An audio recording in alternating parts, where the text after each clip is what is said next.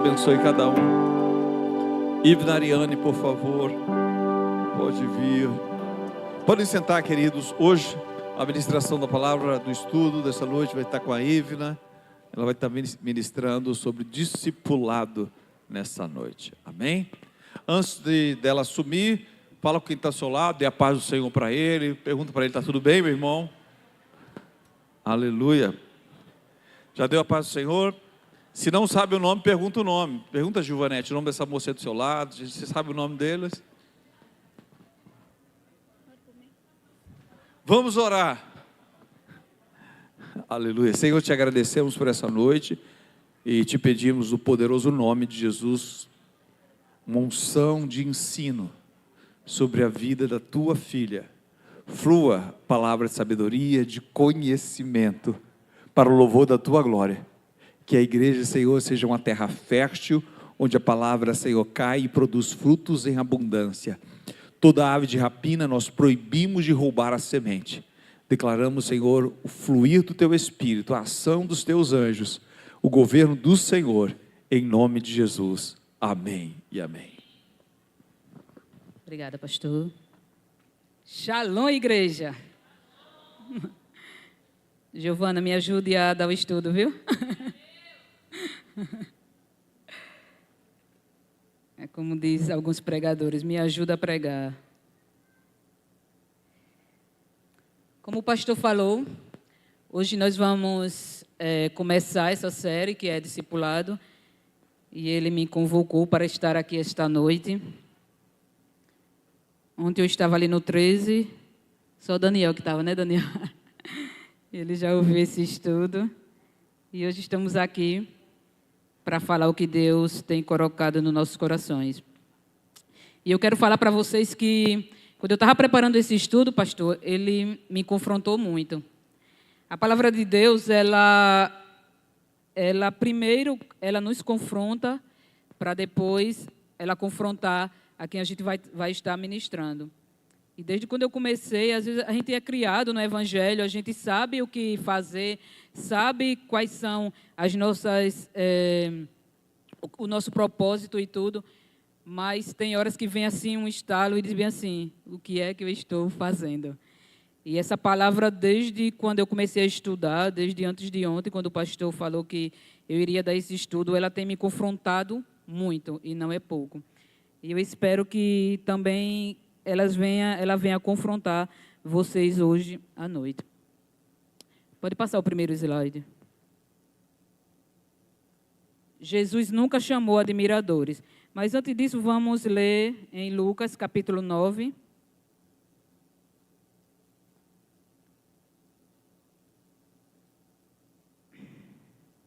Versículo 23.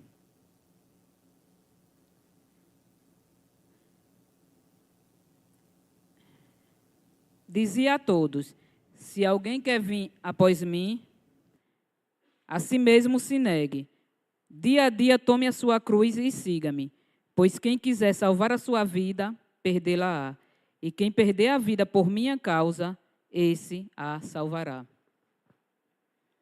Então, cruz aí, ela nos remete à morte. Quem quiser seguir a Jesus, primeiro precisa morrer.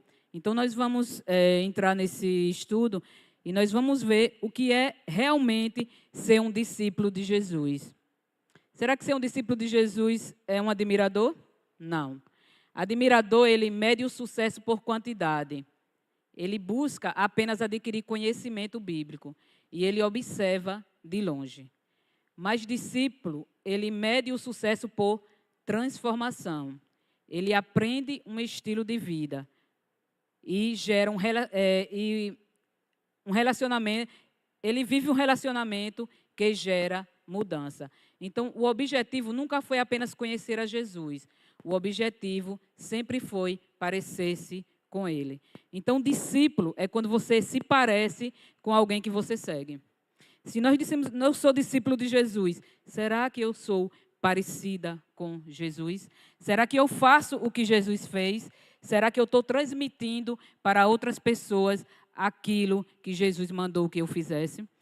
E ontem o pastor me mandou uma mensagem, que essa mensagem ficou na minha mente e ainda está na minha mente, pastor. Eu vou ler aqui, pastor, a mensagem que o senhor me mandou ontem. O pastor falou assim para mim: Ivna, eu percebo que você conhece muitas pessoas. Sabe o que é isso? Oportunidade que Deus te dá para compartilhar o evangelho. Viva sempre com esse propósito. Nunca sabemos quando as pessoas deixarão esse mundo. E isso, pastor, ficou na minha mente e ontem e hoje, e eu pensando nisso. Qual o propósito que nós temos de conhecer outras pessoas? Será quantas pessoas passou pela minha vida e eu não falei de Jesus? Quantas pessoas, às vezes eu converso, paro, brinco, compartilho algo, compartilho uma coisa, compartilho outra, e às vezes os anjos estão lá, e agora ela vai falar, e eu não falo de Jesus. Quantas pessoas passam na sua vida, quantas pessoas passam na sua casa, e você não fala de Jesus para ela. Então, assim, como o pastor falou aqui, nós nunca saberemos quando as pessoas deixarão esse mundo. Antes de ontem, na segunda-feira, para quem todo mundo sabe, eu fui criada na Assembleia de Deus e tinha um pastor lá na Assembleia de Deus que é muito conhecido no nosso meio. Ele estava pastoreando a igreja de Ribeirópolis e estava bem. No domingo ele estava lá, pregou na igreja. Quando foi na segunda-feira, estava em pé, caiu e morreu, infarto fulminante. Ele não sabia que ele iria deixar o mundo na segunda-feira. As pessoas não sabiam que ele iria deixar. Então, assim, ele deixou o legado. Ele tinha mais de 35 anos de evangelho, pregava no rádio, tinha um rebanho para cuidar, discipulava pessoas, dava palestra, pregava e tudo. Mas morreu, se acabou. Você sabe o dia da sua morte? E o que é que você tem feito com o ID, com a ordenança que o Senhor deixou? Será que você realmente é um discípulo? Nós vamos ver nesse estudo que discípulo ele faz discípulo. Será que nós estamos discipulando pessoas? Será que nós estamos gastando tempo com pessoas, gastando mesa com pessoas, ensinando a pessoa o que Jesus nos ensinou, o que nós aprendemos? Quantas pessoas tem aqui que alguém pregou para você e você aceitou Jesus? Quantas pessoas aqui? Que não nasceu no Evangelho, que foi discipulado por alguém? Muitas pessoas. Foi bom? Você agradece a essa pessoa? E o que é que você tem feito por as pessoas que estão no mundo que não conhecem Jesus? O que é que você tem feito? Você tem discipulado sua casa? Você tem pregado o Evangelho dentro da sua casa? Tem pais que tem pais que não ganham nem os filhos para Jesus. Tem pais que não discipulam nem seus filhos. Será que vocês estão discipulando seus filhos, quem é pai? Eu sou da quarta geração de evangélicos. Meu bisavô era evangélico, meu avô, minha mãe. Então, todos eles discipularam, vieram nessa cadeia de discipulado. E hoje eu estou aqui. Se tivesse parado no meu avô, eu estaria aqui hoje? Será que eu teria conhecido o Evangelho? Será que, não sei, eu nasci num lar evangélico, mas eu não sei onde eu estaria. Então, assim, o Evangelho, ele não é para parar em você. Será que o Evangelho está parando em você? Então, se você é discípulo, você tem que espalhar essa verdade para as pessoas. Então, o objetivo nunca foi apenas conhecer Jesus. O objetivo sempre foi parecer-se com Ele. E Jesus nos deu uma missão que foi pregar o Evangelho. O caminho da transformação. Então, um discípulo, ele ensina outros a fazerem o mesmo. Ele vive como Jesus viveu. Ele aprende o estilo de vida de Jesus. Aprende o caráter de Jesus. E ele aprende as palavras de Jesus. Será que nós estamos ensinando as outras pessoas sobre Jesus? Será que nós estamos vivendo como Jesus viveu? Será que eu estou vivendo como Jesus viveu? Será que as pessoas veem Jesus em mim? Onde eu passo, onde eu estou, na escola, na academia? Será que as pessoas veem Jesus em mim no meu trabalho? Então, isso é muito sério. Para ser discípulo de Jesus, nós temos que viver uma transformação. É morrer. A cruz significa morte. Então, quando diz assim, se alguém quiser vir após mim, negue-se a si mesmo. Tome a sua cruz, cruz significa morte, e siga-me. Então, nós temos que morrer mesmo. Morrer do nosso eu, da nossa verdade, morrer de tudo aquilo que o mundo nos transformou, e nós temos que passar a viver uma transformação através de Jesus. Aprenda o estilo de vida de Jesus, aprenda o caráter de Jesus e aprenda as palavras de Jesus. Será que na sua empresa as pessoas veem você como o caráter de Jesus e dizem assim, não, se Neguinho disse isso, está dito, porque Neguinho tem o caráter de Jesus. Se Vitor falou, está falado, porque Vitor tem o caráter de Jesus. Será que nós estamos transmitindo isso? Será que nós estamos passando isso para as pessoas? Será que as pessoas estão vendo Jesus em nós? Então, precisa passar pelo caminho da transformação para ser um discípulo de Jesus. Próximo.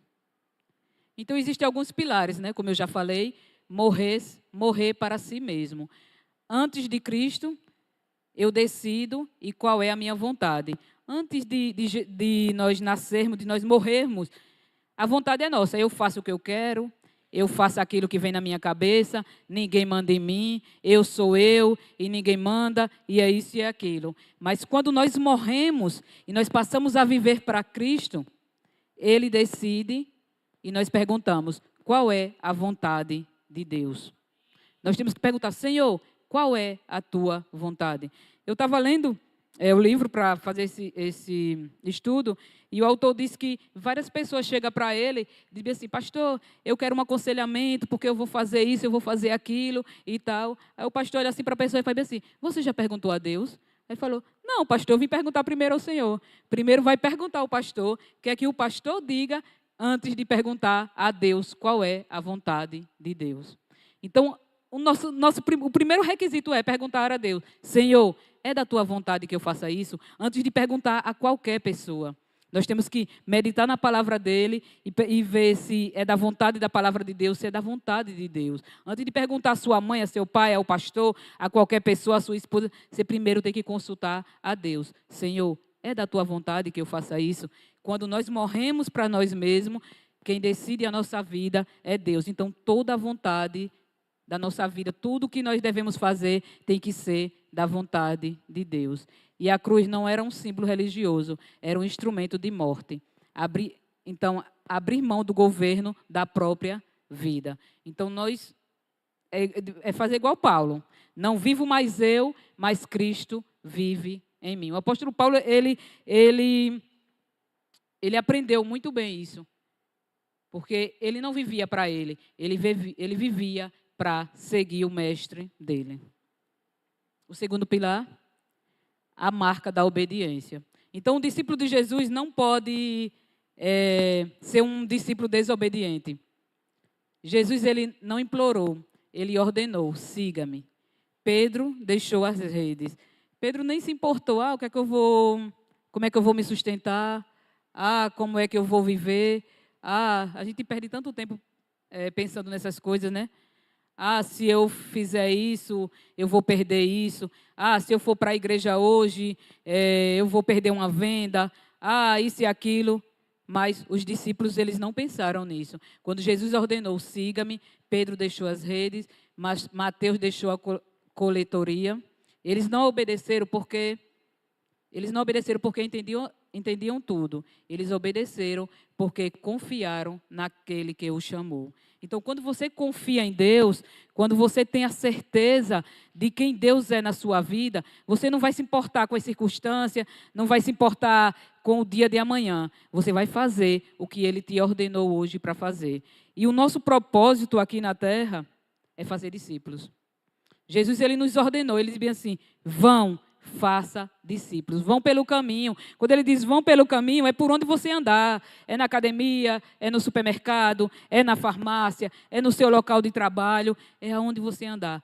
Faça discípulo. Como o pastor falou para mim, não deixe que as oportunidades passem. Às vezes você tem um amigo, amanhã seu amigo vai morrer e morre sem Cristo, e você teve a oportunidade de falar de Jesus para ele, você teve a oportunidade de ser discípulo de Jesus para aquela pessoa, de transmitir a verdade do evangelho para aquela pessoa e se negou. As coisas do mundo, como o pastor falou aqui, O pastor que veio dos Estados Unidos, ele falou aqui, não se distraia com as coisas desse mundo. Isso aqui tudo um dia vai virar pó, isso aqui tudo um dia vai passar. Mas o que nós vamos levar é o legado que nós fizemos na vida das pessoas. Olha ao seu redor aí, todo mundo aí olha ao redor.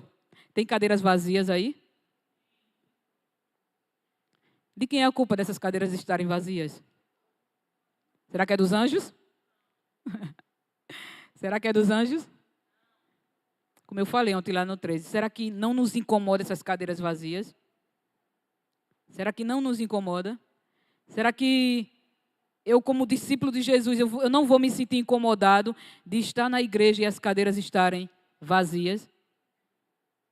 Se Deus nos incumbiu essa missão de pregar o evangelho, de arrebanhar pessoas para o reino dele, aí do seu lado poderia ter uma pessoa que você convidou hoje.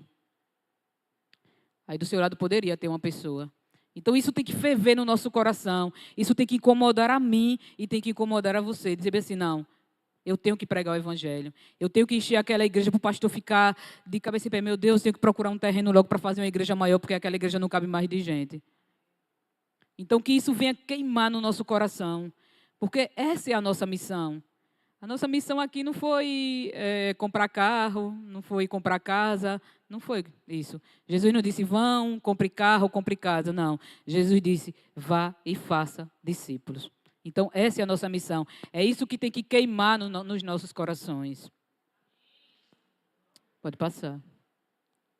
O terceiro pilar é a lógica da multiplicação. Uma pessoa ela convertida, o evangelho morre nela mesmo. Ela se converteu, o evangelho morre ali. Mas o discípulo, ele vai discipular e vai, você está vendo que a cadeia ela vai crescer. É igual essas pirâmides, né, que existem aí, esses marketing multinível. Você chama uma pessoa, aquela pessoa chama a outra, chama a outra, chama a outra, e assim o evangelho vai crescendo. Então, às vezes, dentro da igreja, tem muitas pessoas que são convertidas. Mas Deus não chamou convertido, Ele chamou discípulo. E aí eu ainda digo mais, eu tinha um pastor que dizia que dentro da igreja tem muitos convencidos, não é nem convertidos, que acha que, eu já estou aqui, eu já fui salvo, o evangelho já me alcançou, a graça já me alcançou, então tá bom demais, vou viver aqui. E as pessoas que estão no mundo? E o seu pai e o seu irmão que não está aqui do seu lado? Essa cadeira vazia poderia ser seu pai e seu irmão. Aquelas duas cadeiras ali poderiam ser meus dois irmãos. E eu estou fazendo o quê com o que Deus confiou a mim? Nós estamos fazendo o quê com o que Deus confiou? Estamos aí no mundo distraídos. Fazemos uma coisa, outra, vamos ali, vamos lá. E o evangelho? Será que o evangelho vai morrer em você? Suponha, Elias, que sua mãe tem uma receita de bolo. E é aquela receita que todo mundo diz. Qual é o bolo lá que mais vende? Brigadeiro. Então a irmã Carmen ela tem uma receita de bolo. Aí ela pega aquela receita e ela passa para Elias. Aí Elias começa a fazer o bolo, todo mundo, Elias, que bolo bom. Aí Elias tem um filho e Elias passa aquela receita para o filho. O filho de Elias começa a fazer aquele bolo. Faz o bolo e todo mundo gosta do bolo. Mas aí o filho do filho de Elias pega aquela receita e guarda. Guardou, escondeu aquela receita. Então vai morrer nele a receita do bolo. Ninguém nunca mais vai sentir o gosto daquele bolo, porque a receita do bolo, Elias, morreu no filho do seu filho. E o evangelho é a mesma coisa. Não deixe que o evangelho morra em você. Já pensou? Se o evangelho morresse na pessoa que pregou para você, você não estaria aqui hoje. Então o evangelho é para ser propagado, é para ser pregado. O evangelho ele não pode morrer em você. Você não pode pegar e dizer assim, não, eu já aceitei, estou aqui bom, chego lá, louvo ao Senhor, toco, participo, faço isso e faço aquilo. O que você faz na igreja não vai cobrir o que você não faz para ganhar as pessoas no mundo. Você pode fazer de tudo aqui na igreja. Você pode pegar a cadeira, cantar, tocar, fazer tudo, limpar a igreja, correr, fazer tudo. O seu ativismo aqui na igreja não vai te encobrir da ordenança que o Senhor te mandou a fazer, que é ganhar discípulo. Porque o que você faz aqui vai morrer aqui mesmo. Mas quando você ganha discípulo, você vai deixar um legado. Você vai chegar lá no céu, o Senhor vai perguntar para você, Giovana, o que foi que você trouxe, minha filhinha? O que foi que você trouxe? Giovana dizia assim, pastor, ou Jesus, eu ganhei essa. E aquela multidão ali foi tudo eu que ganhei. Olha que coisa linda. Agora, você chegar no céu, Senhor, o que foi que você trouxe aqui? Ah, Senhor, eu fiz tanta coisa na igreja que não tive nem tempo de pregar o seu evangelho. Eu estava cuidando de tanto das coisas da igreja, mas eu não cuidei de pessoas. Porque muitas das vezes a gente está na igreja cuidando das coisas, nós estamos com o nosso ativismo aflorado aqui na igreja, mas nós não estamos cuidando de pessoas. E a igreja, as pessoas vêm, entram, e na mesma porta que a pessoa entra, a pessoa sai. Porque aquela pessoa ela não foi discipulada, aquela pessoa ela não foi cuidada. Mas para você discipular aquela pessoa, você primeiro precisa ser discípulo, porque você não dá o que você não tem, você não dá o que você não é. Então, quando você diz assim, eu sou um discípulo do Senhor, aí sim, você vai começar a se preocupar com aquelas almas, você vai se preocupar em discipular aquelas pessoas. Não espere só com o pastor, não. Foi como eu falei ontem lá no 3 a Rodrigo. Eu disse assim, Rodrigo não tem tempo de discipular essa igreja toda. Mas você pode discipular. Se você é discípulo de Jesus, você pode chegar e discipular uma pessoa, discipular outra e mais outra. E pegar esse tempo que você tem e ensinar a essas pessoas a chegarem mais perto de Jesus, a se tornarem mais parecidos com Jesus. Então, Jesus não disse, façam convertidos. Ele disse, façam discípulos. Coloca aí, por favor, Débora, Mateus 28, 19.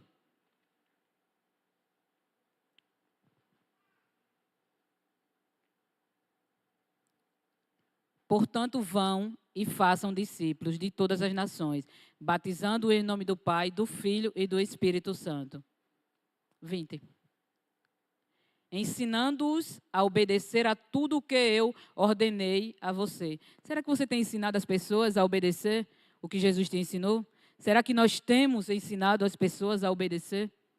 Será que nós temos esse tempo de estar ali com a pessoa ensinando? Tem muitas pessoas na igreja que não conhecem, não sabem a Bíblia. Então, não espere só que o pastor faça isso, não. Nós temos a missão de fazer isso. Está com alguma dificuldade? Se você aprendeu, você tem que passar. Não deixe que isso morra em você e nem em mim. E eu estarei sempre com vocês até o fim dos tempos. Jesus, ele discipulou 12. Imagine, Jesus, ele andava com muitos, mas ele discipulou 12. Aí imagine, Jesus morre, aí quando chega no céu, os anjos dizem, Senhor, o Senhor fez sua missão lá, né? E aí agora? Aí Jesus olha para os anjos e diz assim, só estou conjecturando, eu deixei 12 homens lá, intrépidos, 12 homens cheios de poder, que vai ganhar esse mundo todo para mim. Será que Jesus pode olhar hoje para essa igreja e dizer, ali tem homens e mulheres intrépidos, cheios de poder, que vai ganhar lagarto para Jesus. Será que Jesus pode olhar dos céus e dizer isso? Então, essa é a nossa missão. 12 homens fizeram que nós estivéssemos aqui hoje e conhecendo a palavra de Deus. Jesus só precisou de 12. Ele teve tempo, ele passou 3 anos discipulando 12 homens. E hoje nós estamos aqui, estudando a palavra, lendo os escritos que esses homens escreveram. Nós estamos aqui pregando o evangelho, porque 12 homens não pegaram a palavra e guardaram para si. Disseram, não, tá bom, Jesus já veio, andou com a gente, morreu, agora vamos ficar aqui esperando morrer e tal. Já pensou se eles fizessem isso? Olha a responsabilidade que nós temos. E essa geração é nossa. A geração deles já passaram. Essa é nossa. O que nós temos feito? O que nós temos feito? Então, que isso venha queimar, que isso venha arder nos nossos corações. Que a gente saia daqui hoje como... eu estou esses dias, quando eu fiz esse estudo, que nós venhamos a queimar, a arder por almas. Converter alguém é apenas o início. Discipular é acompanhar até que essa pessoa seja capaz de discipular outros. Então, é isso. Nós devemos eu aprendi, sou discípulo de Jesus, sou. Então, eu tenho que ensinar outras pessoas. Eu tenho que tomar tempo, ficar ali. O que é que você não sabe? Vamos aqui, vamos ali. Eu estava vendo o vidro de Douglas Gonçalves, ele disse que um pastor que discipulou ele foi um pastor Samuel, e ele disse que ele passou 2 anos discipulando ele, e esse pastor começou o discipulado com ele através do Photoshop. Ele disse que era uma coisa que Douglas gostava, que era essa coisa de computador e tal. E ele começou o discipulado através, vem aqui, vamos aprender Photoshop. E através disso, ele começou o discipulado com Douglas, através do Photoshop. Passou 2 anos discipulando ele. Então, assim, chegue perto de uma pessoa, veja a habilidade da pessoa, veja o que ela gosta e comece a tomar tempo, a perguntar como as pessoas estão. Às vezes a gente está tão distante das pessoas que a gente não sabe nem dentro de casa o que é que as pessoas gostam. Imagine um amigo. Imagine saber a habilidade de alguém. Então, que isso venha a ser algo de nós mesmos. Eu sou discípulo de Jesus. Eu preciso discipular alguém. Será que você tem tomado tempo para discipular alguém, para falar de Jesus para alguém? Será que eu tenho tomado tempo? Então, que isso venha arder no nosso coração. O modelo de 4 gerações. Então, lá, coloca aí na tela, por favor, Débora, 2 Timóteo 2:2.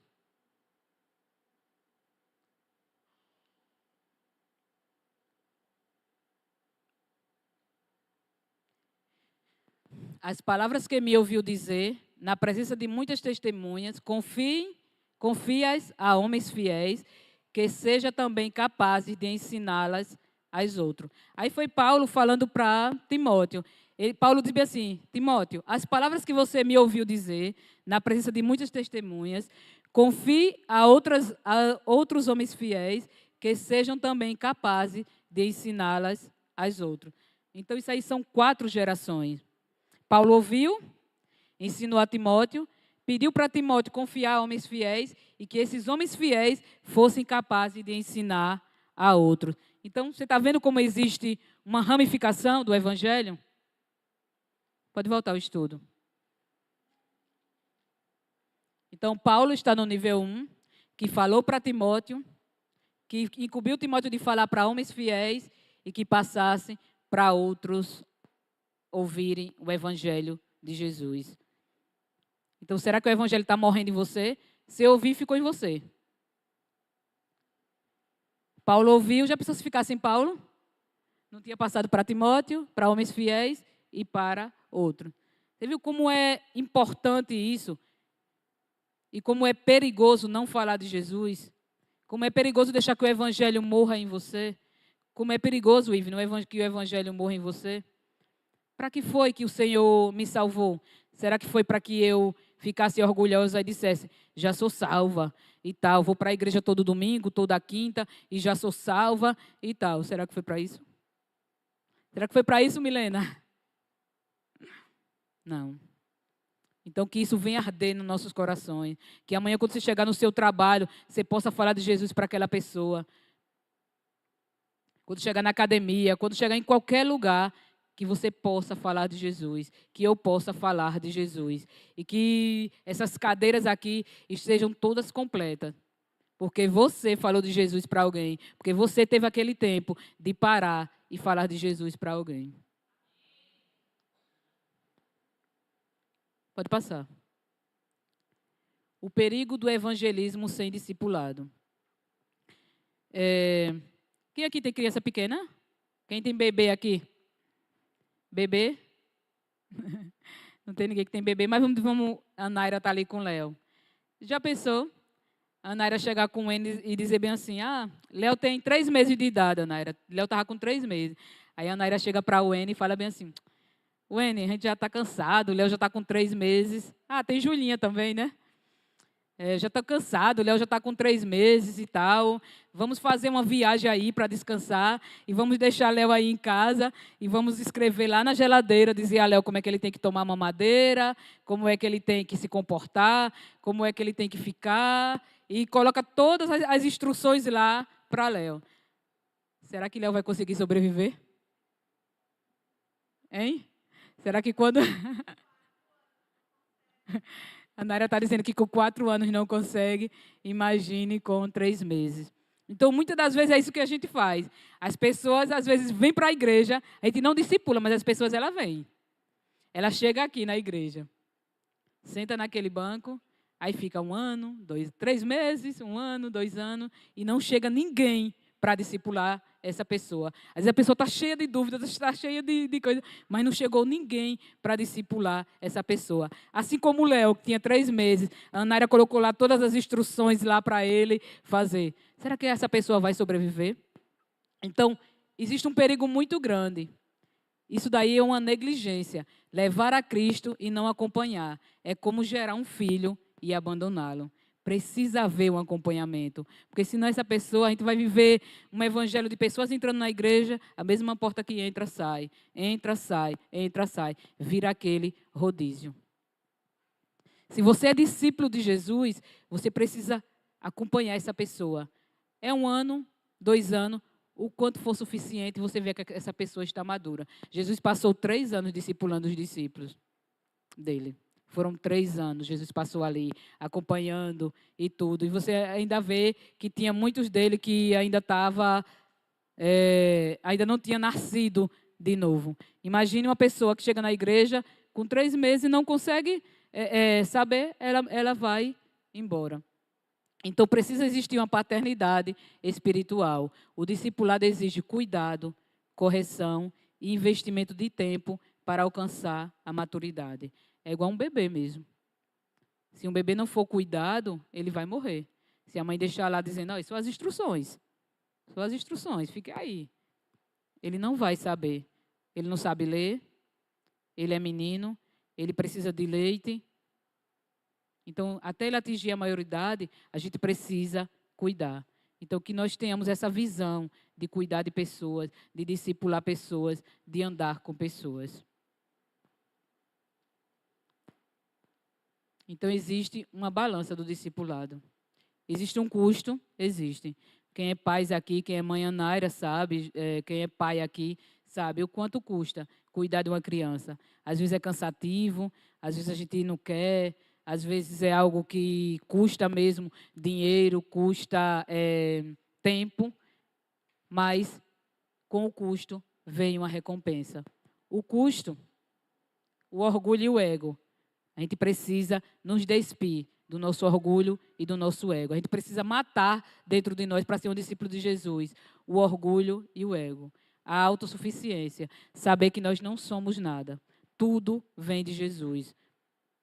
Paulo comparou tudo que ele sabia a esterco, a lixo. Então, a gente tem que nos despir do nosso ego, nos despir do nosso orgulho, da nossa autossuficiência, do controle da nossa vida, entregar a nossa vida a Deus e dos nossos interesses pessoais. Quantos crentes vivem só preocupados com os interesses pessoais e esquecem de algo que Jesus nos deixou e nos incumbiu, que são vidas para Ele. Mas quando nós nos despimos do custo, existe o custo, mas também existe a recompensa.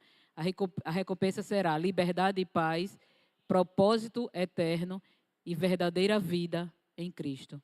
Então, se nós quisermos viver o propósito para o qual Deus nos criou, nós devemos nos despir do nosso ego, nós devemos morrer para nós mesmos, para que nós tenhamos a verdadeira vida em Cristo. Então, quem morre para si mesmo encontra a verdadeira vida. E nós devemos morrer para nós mesmos. Se você não morrer para você mesmo, você não pode ser um discípulo de Jesus. Porque a Bíblia diz, né? Negue-se a si mesmo, tome a sua cruz e siga-me. Acho que esse é o último, né? Não, ainda tem esse. Então fica a pergunta, quem governa a sua vida? Quando o ego governa, quando o ego está no centro da sua vida, Cristo ele está à margem da sua vida. Mas quando Cristo está no centro da sua vida, o ego ele está morto, ele está lá embaixo. Então, que o ego não venha a ser o centro da sua vida, mas Cristo venha a ser o centro. Porque um discípulo de Jesus, ele não tem o ego como centro, ele tem Cristo como centro. Ele imita Jesus, ele anda como Jesus, ele fala como Jesus. Enquanto o ego permanecer no trono, Cristo será apenas um conselheiro. Mas quando Cristo ocupa o centro, nasce um verdadeiro discípulo. Então, para você discipular outra pessoa, você tem que ser um verdadeiro discípulo de Jesus. Porque você não pode dar aquilo que você não é. Você não pode dar aquilo que você não tem. Acho que esse é o último, né? Esse é o último. Então, é isso. Que isso venha queimar em nós. Que ser discípulo de Jesus possa ser uma verdade na nossa vida. E não, eu sou discípulo de Jesus, mas eu não faço aquilo que o Senhor nos ensinou. Então, eu tô apenas sendo um convertido, mas eu não estou sendo discípulo do Senhor. Porque discípulo, ele vai gerar outros discípulos. Então, que nós possamos ter essa verdade em mente. Eu sou discípulo, eu preciso ganhar outras pessoas para Jesus.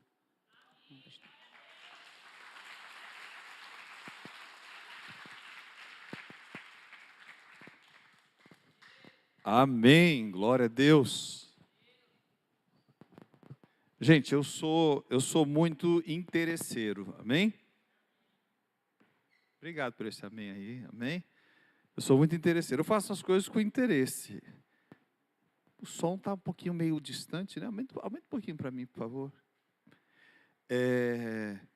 Por que está dizendo isso, pastor? Por exemplo, sábado, normalmente eu não vou para a academia no dia do sábado, mas eu fui com interesse. Tinha um rapaz lá que disse, vamos treinar junto. Aí eu disse, eu vou treinar com ele. Ele não é crente, mas eu fui lá só para treinar com ele. Sabe para quê? Para fazer amizade com ele. E parece que funcionou, porque ele me chamou para tomar cerveja. Sem eu falar nada. Eu não disse para ele que sou pastor, não disse que sou crente, disse nada. E aí ele perguntou, e aí, o que você faz à tarde? Vamos tomar uma cervejinha? Eu disse assim, não tomo não.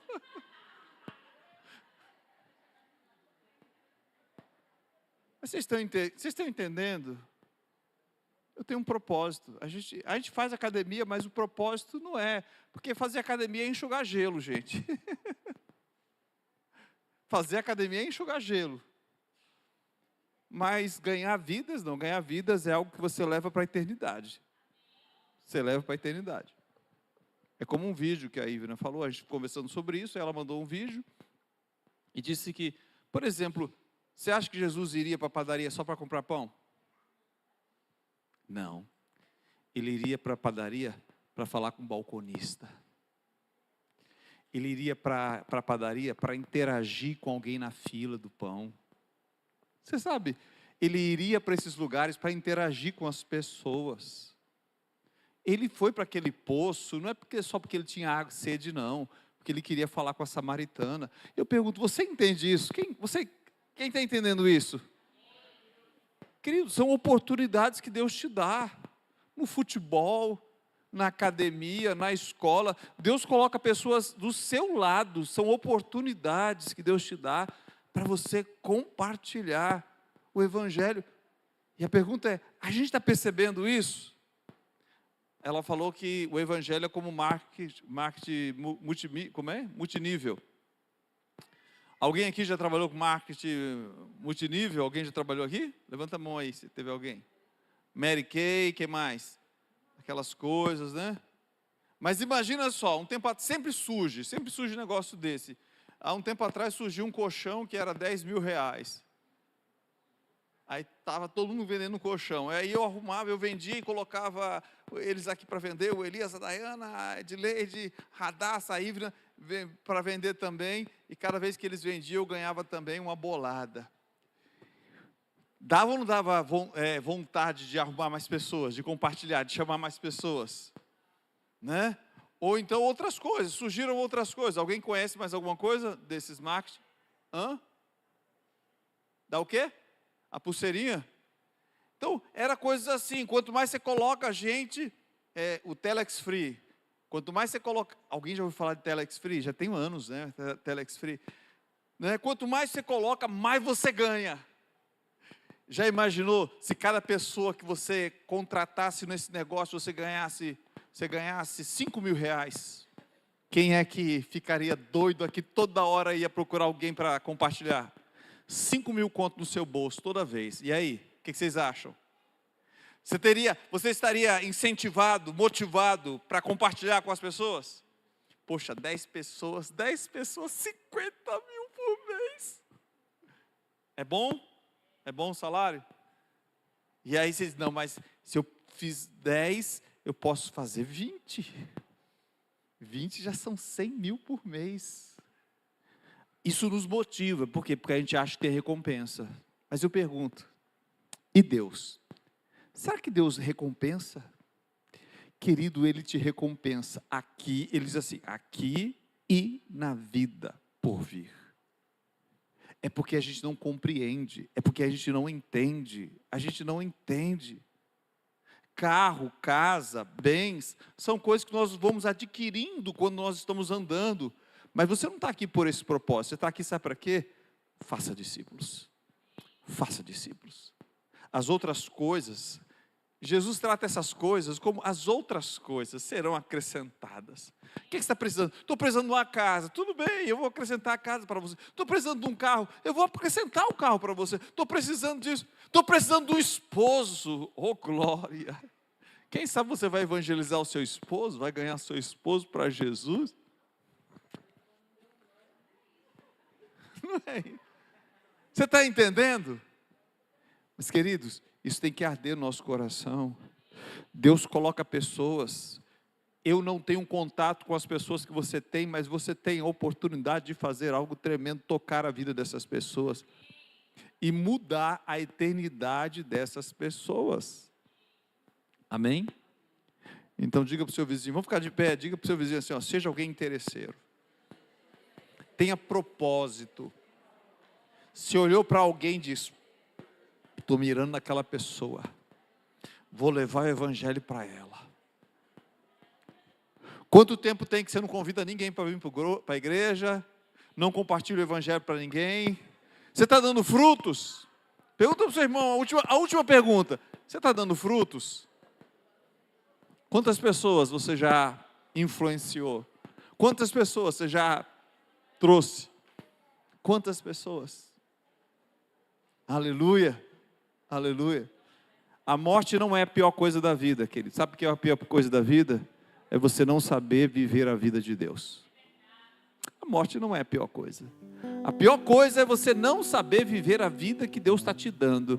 Deus está te dando uma vida. Quando você não sabe disso, você vive sem propósito, aí você fica entediado, fica ansioso, fica isso, fica aquilo outro, porque você fica, não, mas é porque eu não. Eu tenho um propósito. Amém? Eu tenho um propósito. E nós precisamos entender. Curva a sua cabeça. Quantos de vocês entenderam isso? Querido, você tem algo que Deus colocou nas suas mãos. Tem tantas pessoas que estão ao seu redor. Aleluia. Aleluia, Senhor. Pai, nós te agradecemos por esta palavra dessa noite, pelo estudo da tua palavra, por o Senhor nos lembrar, Senhor, que o Senhor nos chamou para fazer discípulos. Enquanto estamos indo, devemos fazer discípulos de todas as nações. Nos ajude. Nos ajude a tocar em vidas.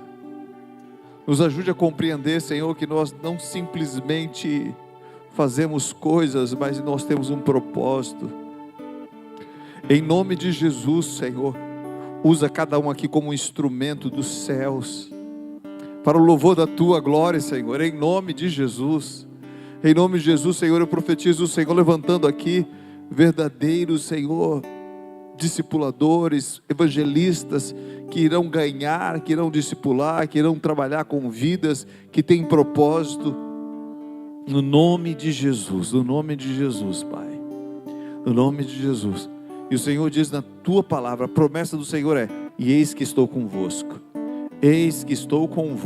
estou convosco, à medida que fizermos isso, Senhor, que a tua presença se manifeste, e que o Senhor confirme a palavra do Senhor, usa cada vida, em nome de Jesus.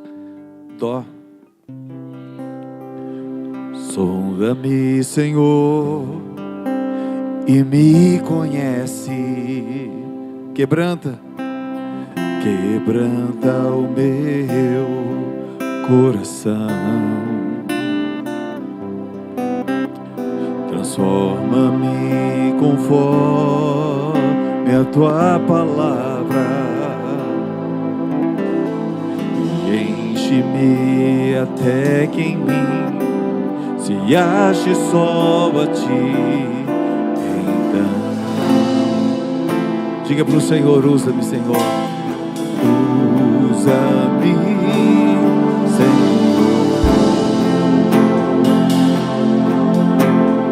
usa-me como um farol que brilha à noite, como ponte sobre as águas, como abrigo no deserto, como flecha que acerta o alvo. Eu quero ser usado da maneira que te agrada, em qualquer hora e em qualquer lugar. Eis aqui a minha vida, usa-me, Senhor. Usa-me, toda a igreja, sonda-me, Senhor. Sonda-me, Senhor, e me conhece. Quebranta o meu coração. Transforma-me conforme a tua palavra e enche-me até que em mim se ache só a ti. Então, usa-me, Senhor.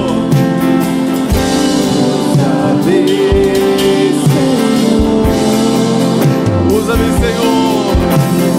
Usa-me como um farol que brilha à noite, como ponte sobre as águas, como abrigo no deserto, como flecha que acerta o alvo. Eu quero ser usado da maneira que te agrada, em qualquer hora e em qualquer lugar. Eis aqui a minha vida, usa-me, Senhor. Usa-me, sonda-me, quebranta-me, transforma-me, enche. Sonda-me, Senhor. Sonda-me, quebranta-me, transforma-me, enche-me. Usa-me, Senhor. Usa-me. Sonda-me, quebranta-me, transforma-me, enche-me. Usa-me, Senhor. E usa-me, Senhor. E usa-me.